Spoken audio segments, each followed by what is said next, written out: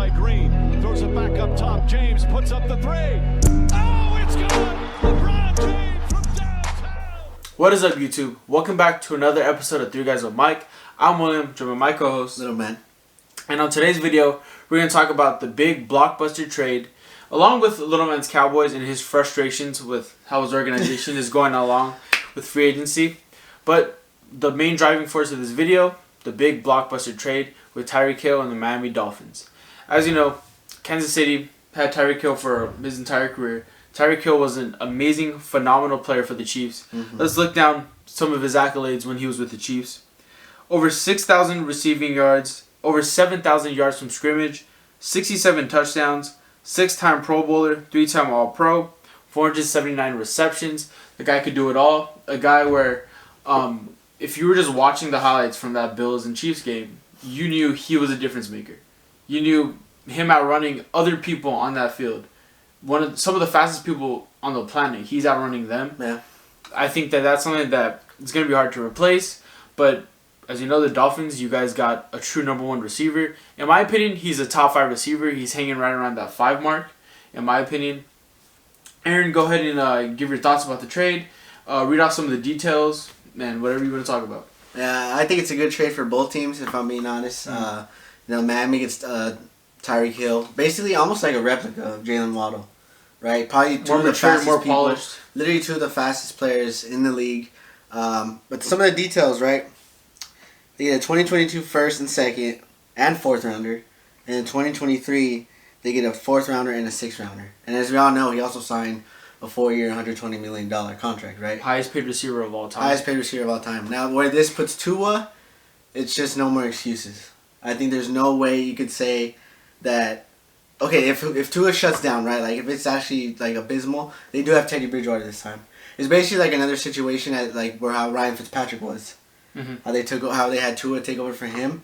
So either way, I feel like either quarterback, there really should be no excuse for the talent that they have on that roster now. Gesicki, Waddle, Parker, Tyreek Hill. And as we all know, their defense has been one of the top best in the past 3-4 years, right? Yeah. So I think it all works out on both ends. As for the Chiefs, I believe one replacement option for them was Marquez Valdes-Scantling. And there's also Jarvis Landry and Odell Beckham waiting for a roster spot on any team, right? And then they also have Juju Smith-Schuster they acquired. Yeah. I think, looking at this, I think the Dolphins, I think you have to be ecstatic if you're a Dolphins fan, even if you're anywhere associated with the Dolphins organization. Looking at what they did with Tua is something that a lot of teams have tried to do with other quarterbacks when they want them to prove themselves. You look in recent history, the last year, Daniel Jones for the Giants. They tried to give him talent around him. Obviously, we know it didn't play out how they expected, but I feel like this is the one instance where it is done right. You give him all the talent that he needs in a good structured organization. And again, I'm thinking about this. Imagine if they didn't fire Brian Flores. Imagine if they would have kept him. You see what he does with this talent. Because again, it's not fair that he lost his job when the GM failed to get talent. Now he's getting talent, but now Brian Flores is out of the building. Let's read off some of the players that they have. Tyreek Hill, Tua. They got Raheem Mostert, Chase Edmonds, Cedric Wilson, who made big plays after big plays for the Cowboys. Damn, I forgot about him. You have Teron Armstead, who was one of the best left tackles in the NFL and was probably the best option on the market when it came to free agents as an offensive lineman. And just look at it, you saw Mike Gesicki, have Jalen Waddle. And as Little Man said, their defense in the past 2 to 3 years has always been at the top of it. And it sounds kind of funny to say, but their division is one of the weaker ones in the AFC. As we know, AFC West, AFC North is very tough. Patriots are still good. Bills are still very good. AFC South is kind of struggling, but I think they still have room to make a lot of noise. And I think they could really shoot for a wildcard spot. But one thing that I want to talk about is the Chiefs, right? The Chiefs, it's going to be very hard to replace a player like Tyreek Hill. As you know, he's known for speed. He's known for his speed. He's known for his playmaking. Mahomes could dump it off, and he could take it off for 60 yards. Now, I'm saying you can't really replace him, but you do have 2 first-round draft picks this year. Also, you said what else? A 5th-round draft pick this year? Or a 3rd? No, I think it's a 3rd. A 3rd. 2nd rounder. And 4th rounder. Yeah, so see, they have a lot of room to just find a replacement for him. You're not going to find someone who could take the top off the defense, but there's receivers in that draft that you could get, still free agency you could get. I think it's the better move. You save a lot of money. Tyreek Hill's approaching his 30s, and I think that you just again like 28, 28, which I think he still had some room, but he wanted a contract extension. Chiefs said no. They have to deal with a man who they're paying $500 million to. So this is what's kind of going to come into. And I know if Jeremiah was here, he would mention that.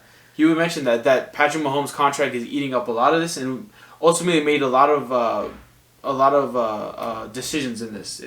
That money has to go somewhere else, and that's the same reason why they're not bringing Tyrann Mathieu either, because they got to save the money for Mahomes. You know what's also funny? I feel like people should take a lot of notes on this, especially is that the Chiefs and Tyreek Hill made that deal like boom, boom, boom. Like it was all within like 2 hours, right? Yeah. They made it quick. They kept it simple because both of them understood it's a business. The NFL is a business, and when you achieve, I mean, some of these players nowadays, once you get one ring, it's just all about the money, right? Yeah. That's what everyone says. And everyone understands it's a business, you get paid millions. But unfortunately, I don't think it was just all about the money for Tyreek Hill. As everybody knows, he's from Miami. Mm-hmm. So I'm pretty sure he grew up a Dolphins fan. Mm-hmm. And I'm pretty sure this is a dream come true for him. So I'm excited to see what he does next season. So one thing that's interesting about this Chiefs team is that, in my opinion, there was a lot of going back and forth on who really makes that Chiefs offense run, aside from Mahomes, who's his biggest weapon. Yeah. And as you know, statistically, it is Travis Kelce. But I think the guy that made this whole team, this whole Chiefs offense run and made them unique was Tyreek Hill. If you look at it, that was the biggest thing that the Buccaneers took away in the Super Bowl. Mm-hmm. They'd much rather have Patrick Mahomes and Travis Kelce have that connection over Mahomes and Hill. So I think that's something that is going to be very hard to replace. And the Dolphins, you got a player who really no one else in the NFL could do what he does at that level.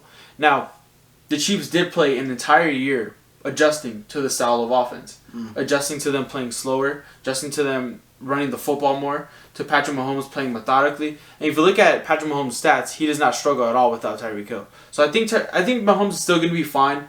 I just think it's going to be getting used to seeing this offense kind of revamped, but you still have Mahomes, you still have that structure of that team. I think the Chiefs are in good hands, and they got a ton of draft picks, which you never know what they could do. They could turn a lot of these draft picks into a defense that could be at the top of the league. They need help at the secondary, also need another wide receiver. You never know what they could do. So, what do you think about the Chiefs? What do you think? You really think they won this trade, or do you think it was more about the Dolphins? I feel like it's just more about the Dolphins. Just all the talent that they have now surrounded by them.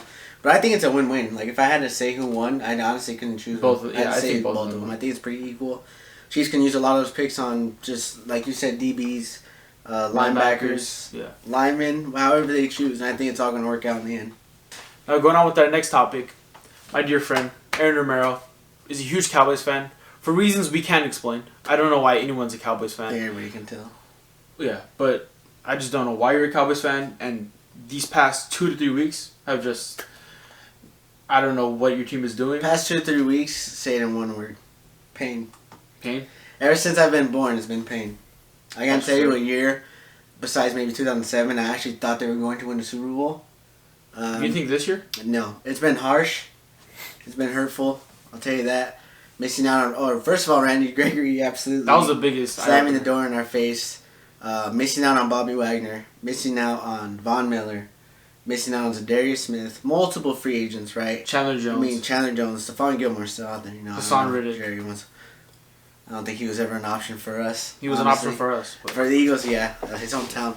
But, yes, it's honestly been... starting with the atrocious trade for Amari Cooper. Only getting, what, a 5th-round pick? 6th-round pick? That's just...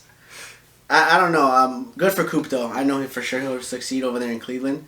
But for us, it's just always been a downhill. Ever since that Super Bowl, this franchise has slowly been declining. And now they just stepped the pedal faster. Now they're going really fast. Yeah. Like, they're hitting the... What is it called when you go deep into the water? They say you hit the what? I can't remember what it's called. Hit the fan? I don't know. Oh, yeah. That's a good one, too, though. But, Jerry Jones, I've told you guys this multiple times. As long as that man is in the front office, nothing good is ever going to happen for the Cowboys organization. And yes, they have talent all around. Yes, I do believe Michael Gallup and CeeDee Lamb can get Dak Prescott to somewhat what he was last year, these past 2 seasons, having good statistical seasons back-to-back. Mm-hmm. But it's just the defensive side of the ball. Yes, they did sign Jaron Kearse, which I thought was probably the best season they've made this whole offseason. And they got Dante Fowler, who I really liked. I liked him coming out of college, but his past couple years hasn't been all too there because of injuries, which I really don't hope linger. And there's still a bunch of free agents that are out there that I would love to have on my team. For example, Calais Campbell, Stephon Gilmore, we said. Hell, even Odell Beckham, I'd love to have him as a veteran and take on the role for CeeDee Lamb and Michael Gallup as a little, like a little coach for them. But yeah, it's just not looking good. Do I think they'll be the worst in the division? God, no, I don't think they will. Yeah, no. But do I think they'll have the success they had last season or for example, 2018? I think it'll be another repeat of 2019. All these hopes are high, right? They have the talent, they have the coaching. They fall short. Fall short once again. Like they've been doing for the past 25 years. Yeah. Over and over. I would say my biggest issue with the Cowboys is you understood the frustration with the fans, front office, when it came to Dak Prescott last year in the playoffs against the San Francisco 49ers. Mike McCarthy as well, the frustrations with him. And you really downgraded your offense. After he was struggling at times this year, you downgraded that offense. He doesn't really have a number one receiver that's developed. As you know, CeeDee Lamb is a phenomenal talent, a great talent. He's going to get there one day. But also you re-signed Michael Gallup. Who just came off of an ACL injury, which I thought was kind of going to keep him off the market because of that injury. That is worse than the Christian Kirk signing, in my opinion. Yeah, I would say that's the worst one because it's like you're frustrated about paying Amari all this money and it's going to Zeke, right? But then you give that money still to Michael Gallup, which I don't even know if Michael Gallup could be a consistent receiver like how he is. Because again, we know he was great, making great plays, great catches, some catches that we really don't see anyone else make in the NFL. Some of this makes sense too, right? You need money, right? This is like his contract's eating this up. Why wouldn't you trade Zeke? After realizing how many injuries he's had and that's kept him down. He's had worse seasons than Amari Cooper these past couple of years. And you see the talent you have with Tony Pollard. Yeah, one thing that's also kind of... I mean, I don't really want to get too much into it, but you look at Dak, and a lot of his numbers tail off without Amari Cooper, and a lot of his numbers tail off without Zeke. And I feel like Jerry Jones kind of had to pick his poison. I was thinking, who do I want to help Dak Prescott out more? Because keep in mind, this is all about Dak Prescott and all the money he is getting paid. He's at the forefront of this offense, and I think that they chose to stick with Zeke over Amari. I don't understand. Yeah, but I just still don't understand how they downgraded their offense. As you know, it's all on paper. We don't know how this is going to play out. Also, Cedric Wilson, we thought he was a guy who's going to step up. Then you guys lose him. So it's just interesting to see. They missed out on a lot of pass rushers. Their defense is still, mid. To me, the defense played great last year. But the biggest thing was turnovers. As you know, historically, defenses do not produce the same when it comes to turnovers. I don't think, why can't I remember his name? Diggs. I don't think Diggs will have those interceptions as he did last year. There's going to be more film. More quarterbacks will adjust to him. Receivers will adjust to him. So I think it's just going to be interesting to watch. And I'm proud to be an Eagles fan right now. So, yeah, any closing thoughts on your Cowboys? Just keep in mind, they have one of the highest cap spaces. They cleared up all that cap, and there's just no moves have been made. And I already know a lot of people, when they meet with Jerry Jones and the Joneses, not a lot of them have good experiences. That's another reason why I think Randy Gregory also. Randy Gregory, right? They promised this and that in the contract. He didn't get it. Shuts the door on us, chooses the Broncos. Which I have no problem with, right? And he's going at it with fans on Twitter and stuff like that. Yeah. But it's just it's good for him, right? He goes to an actual contending team who has a chance to make a run for a ring, and the Cowboys just in shambles. My thing with the Cowboys though is you have a lot of cap space, and I don't think it's the same thing, but I think it's similar. You know how I talk to you about the NBA, and I say that small markets like Memphis, like Sacramento, stuff like that, they don't get a lot of free agency attention because they're not a big market. You look at the Lakers. Lakers have drafted and have had very good players, but they cannot develop them. But it doesn't matter. You get LeBron James and AD in the span of 2 years, that's all that matters. And he gets you a ring. So I feel like the Cowboys, they're always in that play. Who doesn't want to play for the Dallas Cowboys? Aside from me, who else would not want to play for the Dallas Cowboys? There's a lot of haters, but I'm saying there's a lot of people who also grew up admiring them.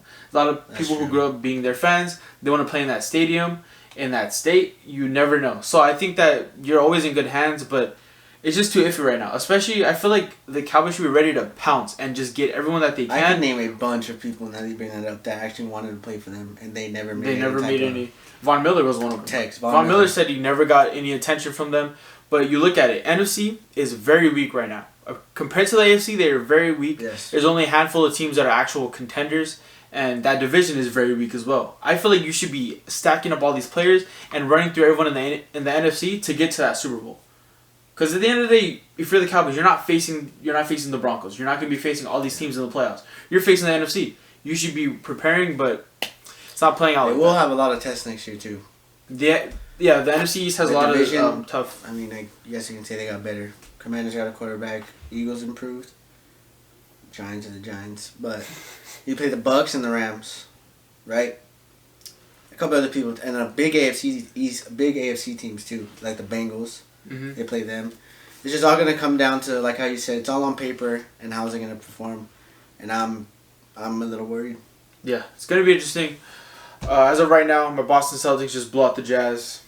NFL. My bad.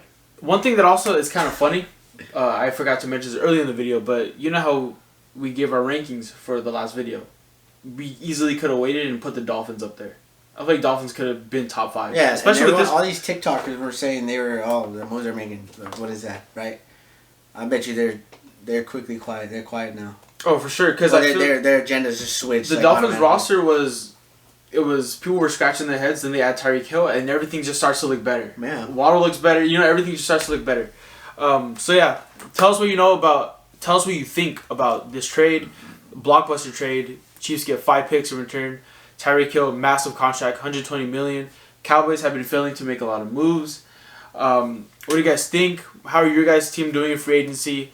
What do you think about the NBA? I don't can't know. be worse than the Cowboys. Just talk to us. What happened? Huh? What'd you say? So they can't be worse than the Cowboys. The free agency moves. Unless you're an Eagles fan and looking for a wide receiver. But Odell Beckham. Travis Landry. Hopefully. We haven't... Robert Woods didn't want to go to us. So... It's crazy. I'm not even sure if you actually believe in him, Jalen Hurts, yet, honestly. But I think Deshaun Watson does. You saw that. That's why he didn't go to Philly, because he wanted... Which I think is really... But Willie off-camera will bash and burn Jalen Hurts' jersey. No. Video. I like Jalen Hurts. This isn't the point of the video. I'm just saying I like Jalen Hurts, just that I don't believe in him to be a true number 1. Not yet. This is what this year's about. So like that Prescott. Yeah, but thank you guys for watching another video. Tell us your thoughts, comment below, like, share this video. Please. Thank you guys for supporting us, and have a nice night.